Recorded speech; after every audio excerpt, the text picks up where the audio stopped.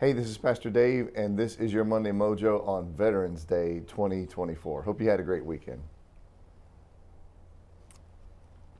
So yesterday, I had the privilege of officiating at the life celebration service of a gentleman named Edwin Horstman Cecil. This is him.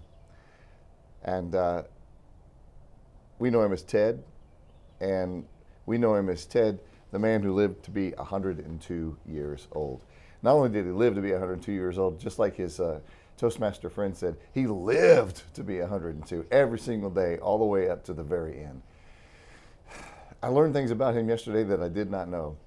I knew that he had worked all over the world. I knew that he was quite a gentleman. I knew that he enjoyed life. He soaked it all in. He took every moment of it. I learned that he was a key part of the American space program, NASA, and the Apollo 13, and John Glenn, and the communications part.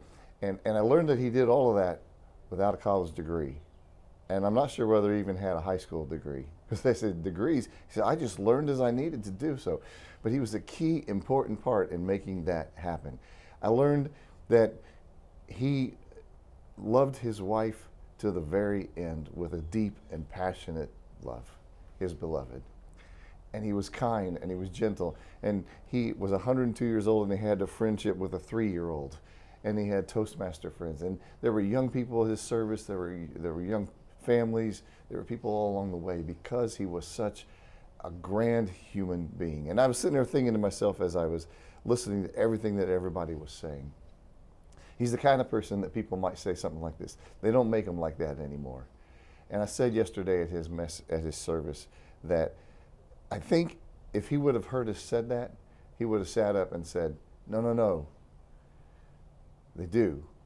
It's just up to be made. You see, there's one maker who made us all. And then, as my good friend Don Tansel used to say, it's a partnership between he and us as to how we're going to be made. You know, Ted was part of the greatest generation, and undoubtedly people say that generation was amazing. But it wasn't because they were any differently made. Some would say, well, the community and the culture around you shape who you are. They do to a certain extent, but Viktor Frankl, who was in the concentration camp, says it's really up to what we decide to do with that. It's really up what we decide to do with our lives, our minutes, our moments, our manual labor, our meaningful relationships. What are we going to do with those every single day? I think Ted would look at us and say, anyone can be made this way if you make a choice to soak up life, to soak it in, to learn, to serve, to love, to not be worried about whether you don't know something. Just go learn it, figure it out, and make it a part of who you are.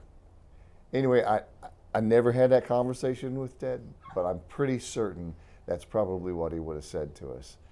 No, no, no, we're all made by the same maker, and then it's up to us to work with him in order to get the most out of that. Anyway, those are my thoughts. Thank you, Ted, for allowing me the honor of serving at your funeral. You're an awesome guy. Rest in peace. Have a great week.